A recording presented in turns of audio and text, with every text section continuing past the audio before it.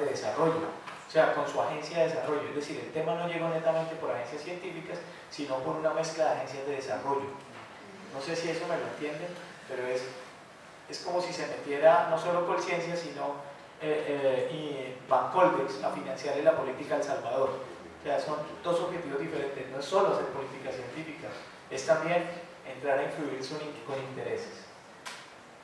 Y esto eran las memorias de los encuentros con UNESCO. ¿Te acuerdas lo que aparecía abajo en rojo?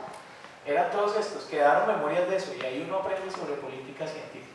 Esto lo que me voy a saltar, aunque vale la pena que lo vean, es simplemente porque en esos documentos de UNESCO aparecía, este fue el primer inventario que se hizo, no sobre consejos nacionales de ciencia y tecnología, sino consejos nacionales de investigación. Pero bueno, eso, en realidad eso es lo que hay que mirar cuando uno esté en sala juicio. Aquí hay unas cositas más de gráficas. Las instancias que planteaba ese documento del 72 eran muy parecidas, ¿no? Decisión, coordinación, pero daban algunas ideas. Por ejemplo, Comité Interministerial de Ciencia y Tecnología, eso nunca llegó a existir acá.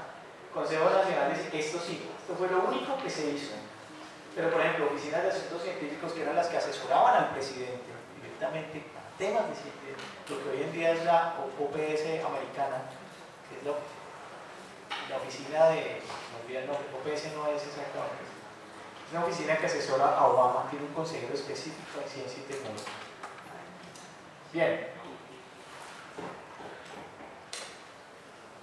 lo que quería mostrarles para que se vean, aquí está. Este es el presupuesto de Colciencias desde que nació hasta el 90, que fue el periodo que yo revisé. ¿Dónde empieza a subir? ¿Se alcanza a ver?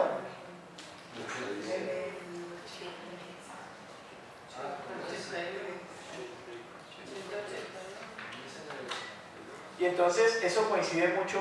¿Se acuerdan la gráfica la de acá? La de los organismos internacionales.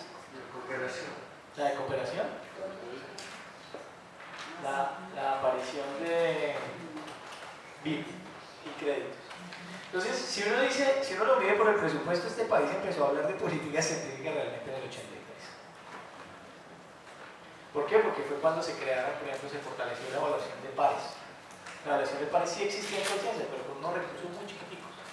Solamente a partir de créditos internacionales se pudo hacer ese despegue.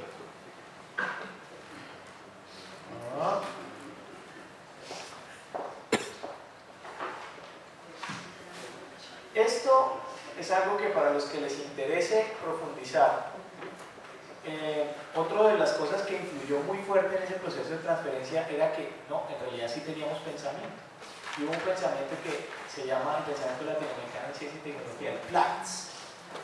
Y sí hubo unas posturas críticas muy fuertes. Esta fue la primera edición de esa publicación. El Ministerio de Ciencia y Tecnología de Argentina la volvió a hacer. Y fue una compilación que hizo Sábato de todos. Eso es gratuito, eso lo pueden descargar. Para que empiecen a trabajar también sobre que en América Latina hemos pensado el tema. Por supuesto, esto es de los 60. Entonces el tema de los 60 era, no podemos depender. La teoría de la dependencia. No podemos depender, hay factores estructurales que afectan la transferencia de tecnología, y a partir de eso se monta todo un discurso sobre cómo deberían ser las políticas de transferencia de tecnología. Entonces, eso se los quería mostrar, y esto era lo del grupo andino. Esta era la decisión 24 que le decía a los países qué producir y cómo producirlo. Y si usted no lo producía, incumplía un acuerdo internacional. Eso también influyó. Y otro ejercicio de aprendizaje muy importante de los años 60, muy fuerte, fue el proyecto de STPI, que se reunieron los Colciencias de todos los países latinoamericanos y dijeron, oiga, no sabemos sobre política científica. O sea, estamos creados, pero no sabemos. ¿Cómo lo hacemos? Y ese proyecto por eso hizo un énfasis en instrumentos para saber qué era hacer política. Entonces, fondos de financiación, evaluación de pares, fondos de capitales de riesgo, se empezaba a hablar ahí, proyectos de innovación y un poco de instrumentos de eso. Y acá, esta es una síntesis de las ideas principales del pensamiento latinoamericano. Lo primero, en ese entonces se creía que la política podía permitir elegir una opción tecnológica más favorable para el país. ¿Y eso qué significaba? Que toda la tecnología que entraba al país era revisada. En nuestra época la revisaba el INCOMEX, Instituto de Comercio Exterior, y decía, esto entra, esto no entra. Imagínense eso hoy con un proceso de multinacionales. La otra filosofía, apertura del paquete tecnológico o desagregación tecnológica. Es decir, toda la tecnología que entrara, deberíamos ser capaces de desglosarla y saber sus etapas de producción. Y clasificar entre cuál era una tecnología medular, o sea, que en realidad le daba el origen a esa tecnología, y cuál era periférica, o sea, cuál la podíamos obtener de otro lado. Principios fundamentales, porque entre otras cosas es la copia, ¿no? O sea, yo desagrego tecnología para entenderla. ¿Sí me siguen con esa idea? Y luego, producción de tecnología local. Deberíamos sustituir progresivamente la tecnología que venía de afuera para poder producirla adentro. Y por último, un concepto de ingeniería reversa, que es asimilación de la tecnología mediante la copia de productos terminados. Entonces, hay ideas, y había ideas, y algunas de estas quedaron plasmadas en política científica y tecnológica. Bien, hay muchísimo tema.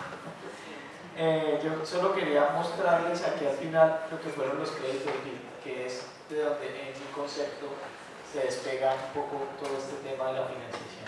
Este es el presupuesto del primer BID. Fue un crédito, porque estos son créditos, o sea, esto lo terminamos pagando con los impuestos de los colombianos.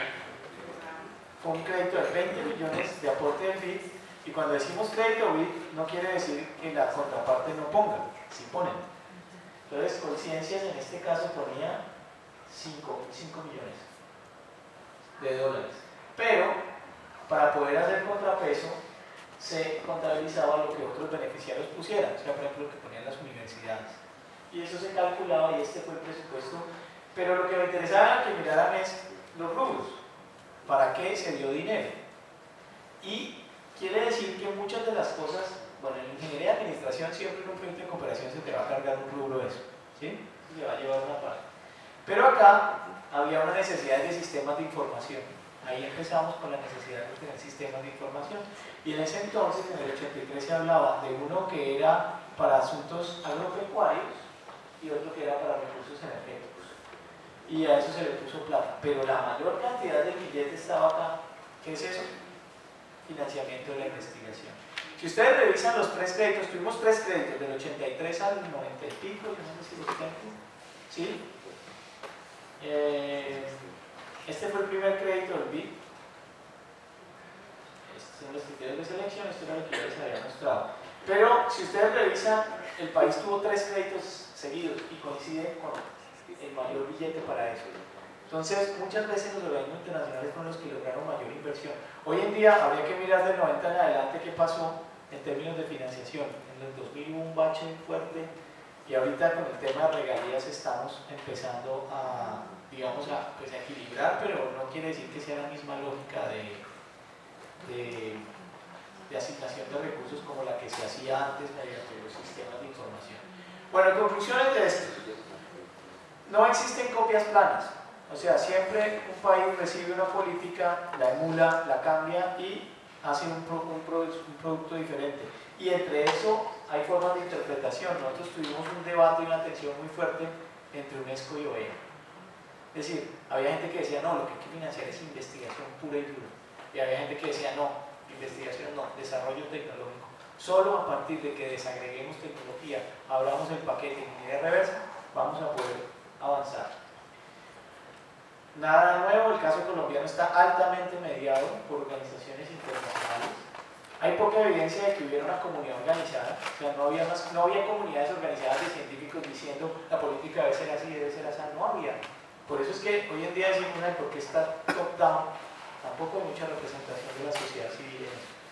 Y tensión entre el pensamiento cientificista de la UNESCO y el de la OEA, si ya lo habíamos dicho.